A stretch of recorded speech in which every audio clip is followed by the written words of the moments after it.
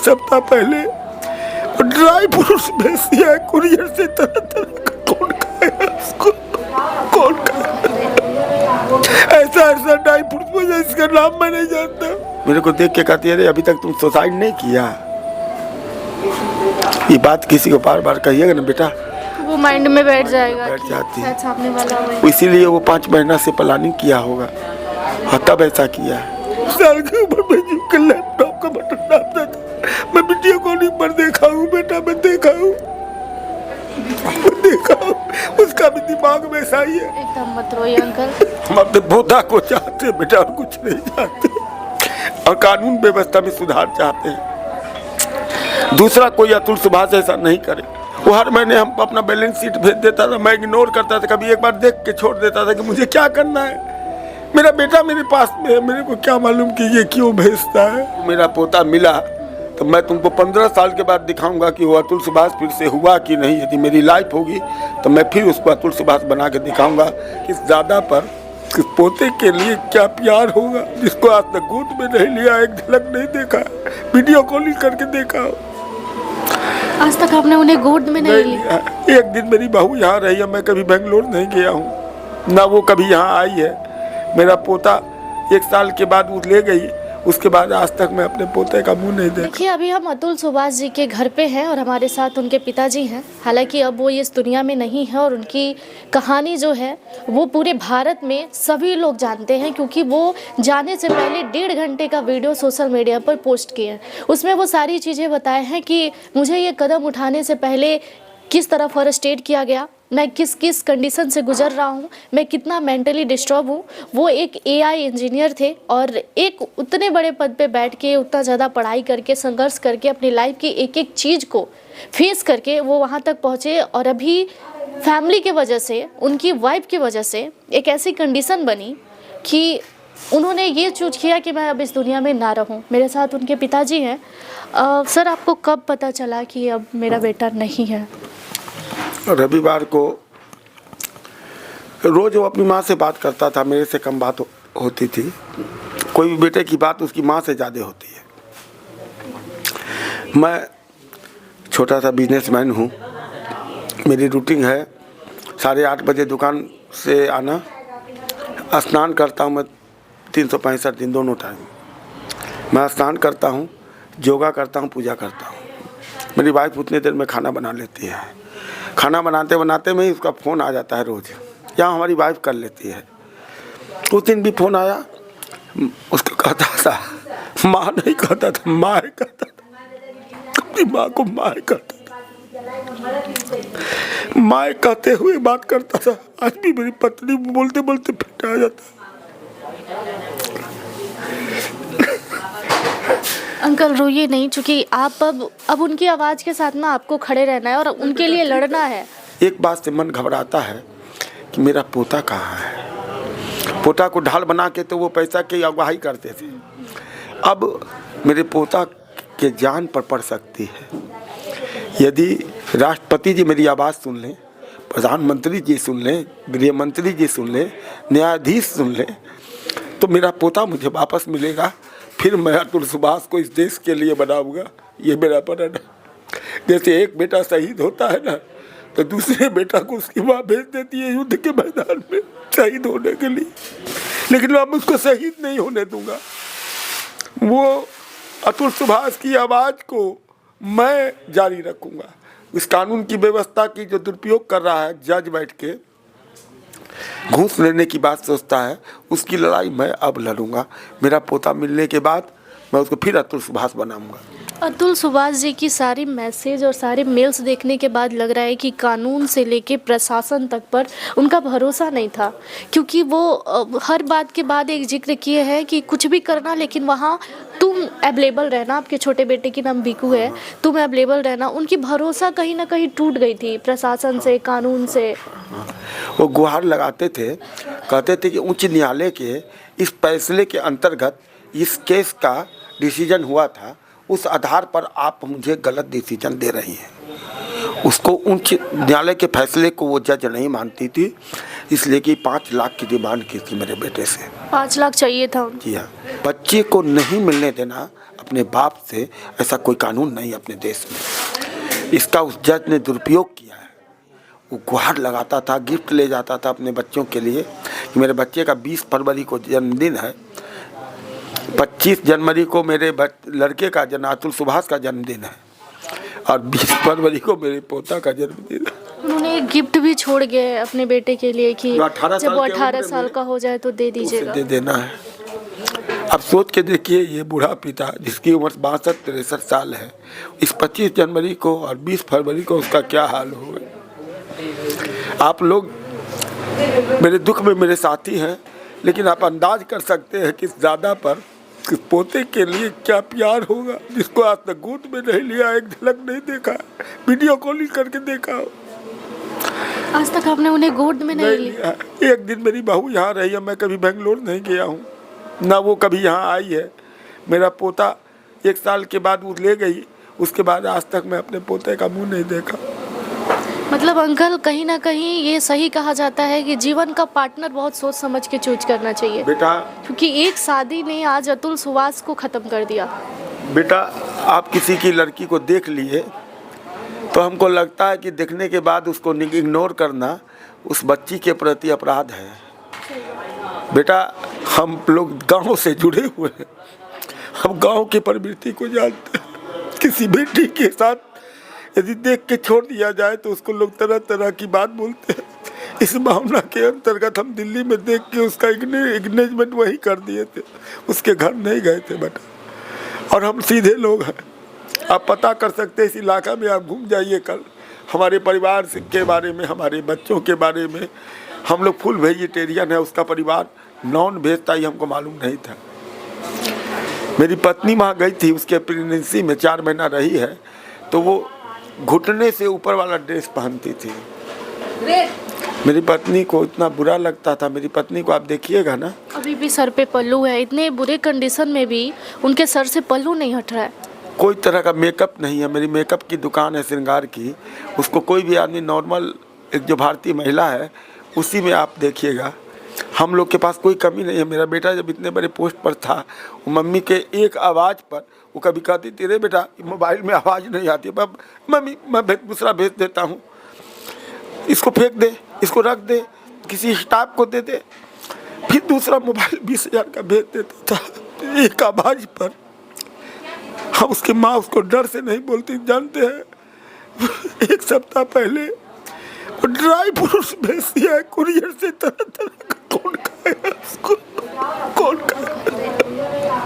ऐसा dry fruits मुझे इसका नाम मैं नहीं जानता। अखरोट, पिस्ता, बादाम, काजू, किशमिश तो मैं जानता हूँ, लेकिन उससे भी अलग तरह का बहुत चीज भेजा है। मैं क्या जानता था कि 6 महीने का स्टॉक भेज दिया मेरे लिए, इसीलिए बेटा।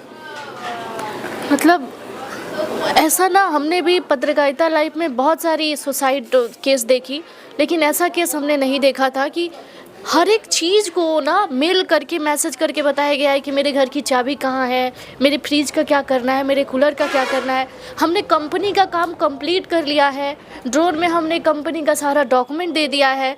मतलब ऐसा ना, एडवांस प्रोजेक्ट बना के कंपनी को दिया है, कंपनी को मेल किया है कि 1 महीने का प्रोजेक्ट मैं आपके इंजीनियर को दे दिया हूँ, आपकी कंपनी 1 महीना सपोर्ट नहीं करेगी, आप दूसरा अतुल सुभाष को।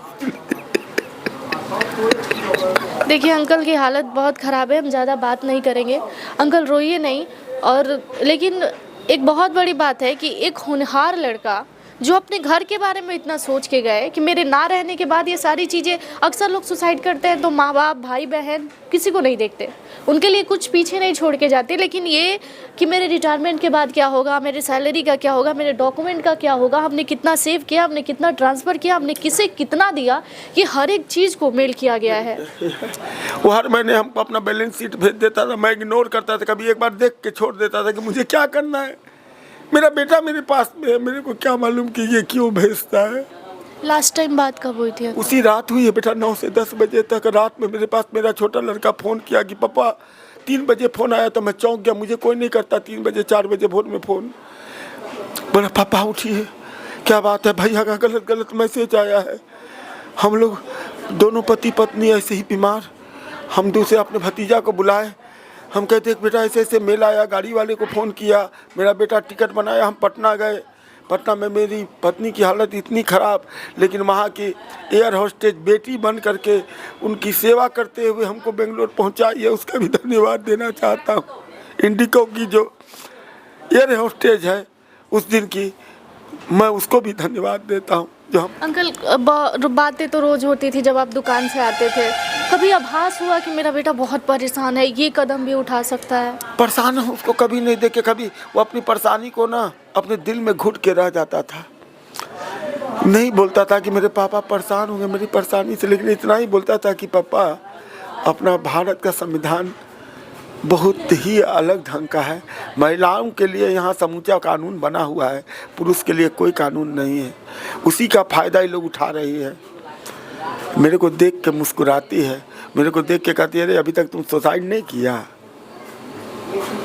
ये बात किसी को बार बार कहिएगा ना बेटा, वो माइंड में बैठ जाएगा, बैठ जाती है। सामने वाला हो। इसीलिए वो 5 महीना से प्लानिंग किया होगा और तब ऐसा किया है। हाँ, देख के तो लग रहा है कि सडनली का ये प्लान नहीं है। उनको माइंड में सेट था कि मेरी ये सारी काम ख़त्म हो जाने के बाद मुझे दुनिया छोड़ देना है, मुझे नहीं रहना है।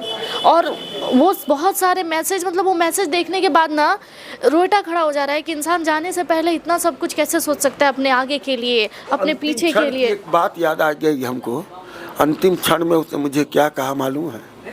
पापा आपने मुझे सिखाया था किसी से कर्जा मत लेना, आज के डेट में मेरे ऊपर 1 पैसा किसी का कोई लाइबिलिटी नहीं है, तो अपने मेस के जो कुक है उसको भी पैसा दिया।